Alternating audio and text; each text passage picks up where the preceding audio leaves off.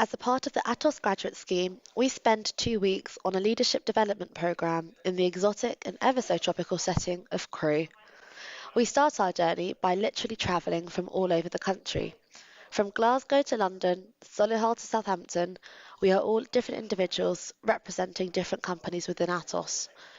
Whether it be by plane, train, or by car, we all make our journey on a Sunday evening, some being arguably more efficient than others. One of our first tasks was designing a paper airplane with points for distance and style. Two teams made paper airplanes and one team made a javelin. The javelin won in ingenuity and style, but failed spectacularly in every other way. Moving on to the reason we are all here. We started reviewing our results from what seems like an endless supply of psychometrics.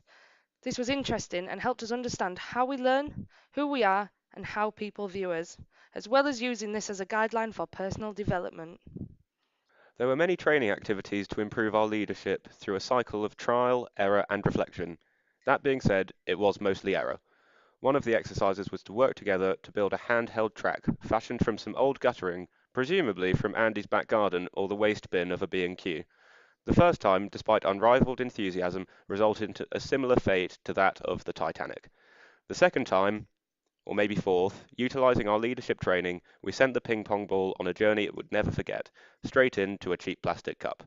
Another highlight was having actors come in for realistic coaching simulations, imitating our biggest fears of the workplace.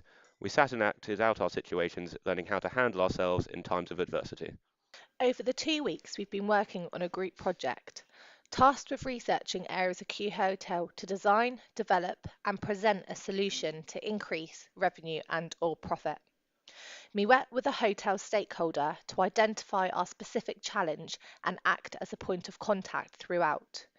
A change in teams on the back of our Belbin scores caused minor conflict, but we powered through in a professional manner and saw the benefits within our teams. After a long day's work, lots of the graduates made use of the gym, spa, and pool. Whether it's lifting weights or just sitting in the jacuzzi, it's a great way to relax. Now let's talk about the important bits. There have been a few socials we have to mention. As nice as Crew Hall is, it's fun to get out and about. We had a fun-filled birthday celebration at a local pub one evening. Another night we enjoyed Laser Quest and an escape room that may have been followed by a cheeky beer or two and some questionable moves on the dance floor. When you're back to work in the morning, especially when feeling a little tender, an energizer is needed to lift the room again. Each morning, we were tasked with reflecting on the previous day, in categories we have decided. A highlight of this whole process was when we were tasked with presenting to a musical theme. With appearances from Zazu to Meryl Streep, the experience will never be forgotten. One of the topics of personal development was to improve our presentation skills. For this, we started with a personal presentation telling a story to the group. This was really useful, not only for seeing how others present, but getting the opportunity for one-to-one feedback from each other. We continued this by giving a presentation to our stakeholder, allowing us to put into practice what we had learnt from the day.